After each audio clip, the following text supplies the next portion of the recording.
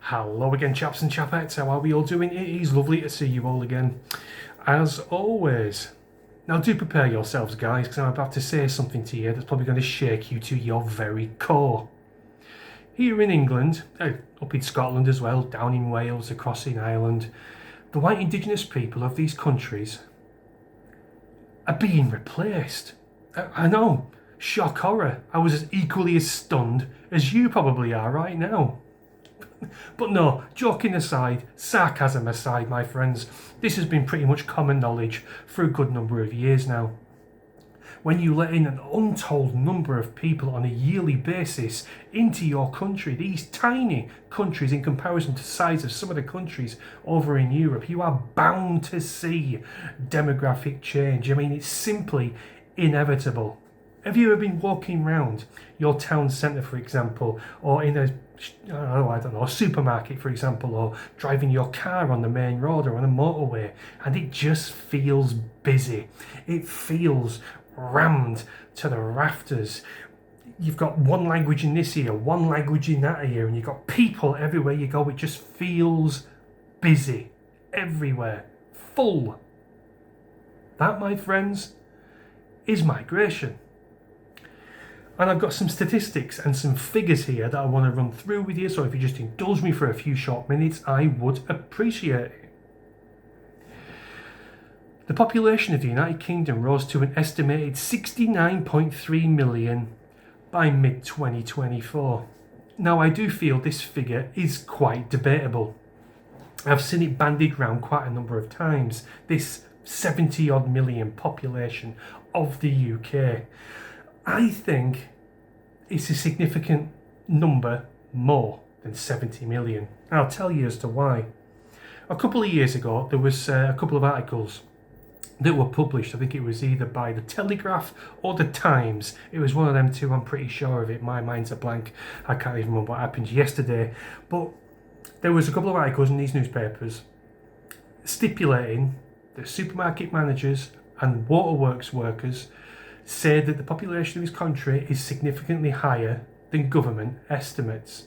Now, if you think about it, right, these supermarket managers know how much food is being bought in this country, for example, how much food is being consumed, and much the same as the waterworks workers. They know how much water is being consumed in this country through showers, baths, washing pots, that kind of a thing. And they estimate that the population of this country is around 85 to 90 million. Now, bearing in mind, these articles are about 2 or 3 years old, so it could be a lot, 95, possibly 100 million by now. We just don't know. But 70 million? No, that's highly debatable, and I don't think it's that number at all. Government statistician, the ONS, has revealed, stating the rise of 755,000 people in the preceding 12 months to mid-2023 is the second highest growth in post-war history. Given the only year that beat it was the 890,000 people who arrived the previous year from mid-2022, the figures confirming the historic nature of the sustained high levels of immigration being experienced by the country.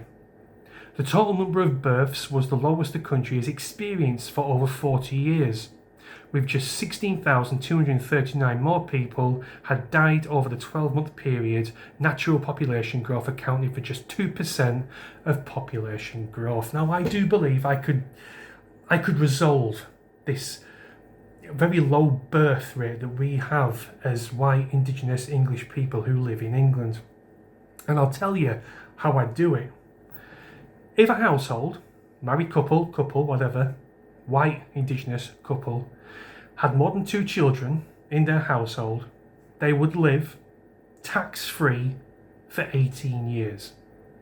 And they'd also be given a lump sum for their firstborn child, just to get the ball rolling. Say, I don't know, 500 quid for a pram, a cot, some nappies, that kind of a thing. That would be a massive help to people who are wanting children, because that's one of the main reasons as to why people aren't having kids, because they simply can't afford it. They are being taxed to oblivion in this country.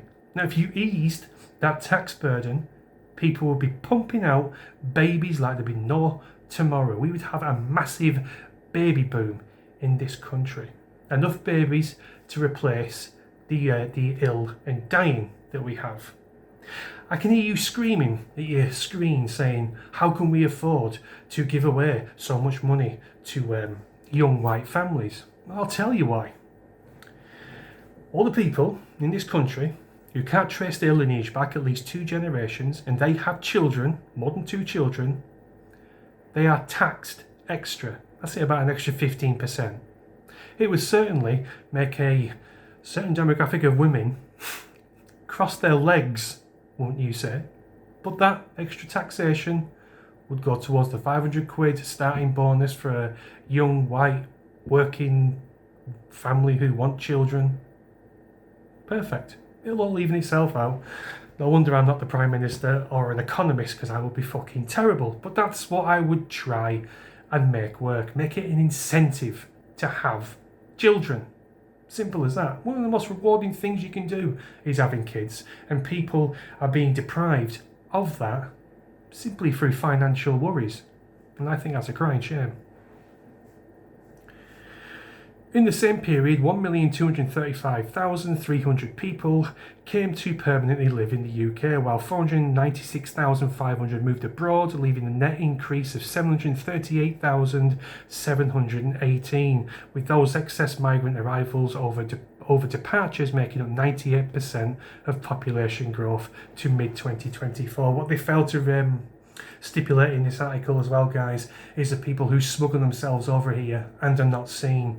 They land on the Kent coast at, like, I don't know, 3:30 in the morning when it's pitch black and just scurry away into the night. It's probably hundreds of thousands of these people. No hard evidence that they ever exist or even be in this country. So yeah, that can add to the already increasing population rise.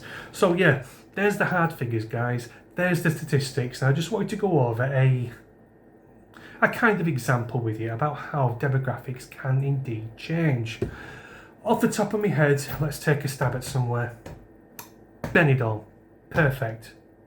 Now, during the 20th century, Benidorm, as we probably know, as we all know on this channel, is completely overrun with Brits, expats, people who go over there and open up a cafe or an English pub, play Only Fools and Horses in their business, that kind of a thing, where you can get sausage, egg and chips at almost every single shop along the front there. Just before that, it was a Spanish town, and it's a prime example of how things can change with an influx of people. Now, of course, this is just off the top of my head example. We're talking about one singular Spanish town here, when in actual fact, when we're going through our own statistics, we're talking about an entire country. Plus, you don't get expats go over to Benidorm, for example, and start having sword fights, for example, with machetes, and start R-wording children and the local women, that kind of a thing. And we're not a threat to the Spanish people and the Spanish populace. We're not trying to take over the entire place. I'm just using Benidorm as an example of how the demographic can change with an influx of foreign people. Now, I've been to Benidorm quite a number of times myself, and it does still feel very Spanish, I've got to admit.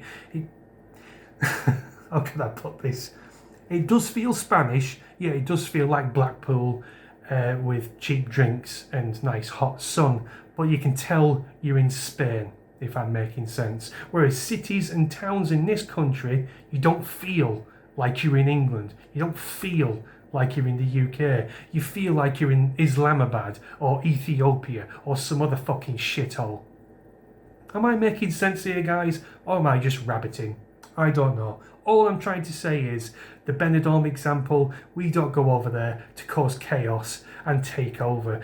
People go over there to run a small business and retire in the sunshine.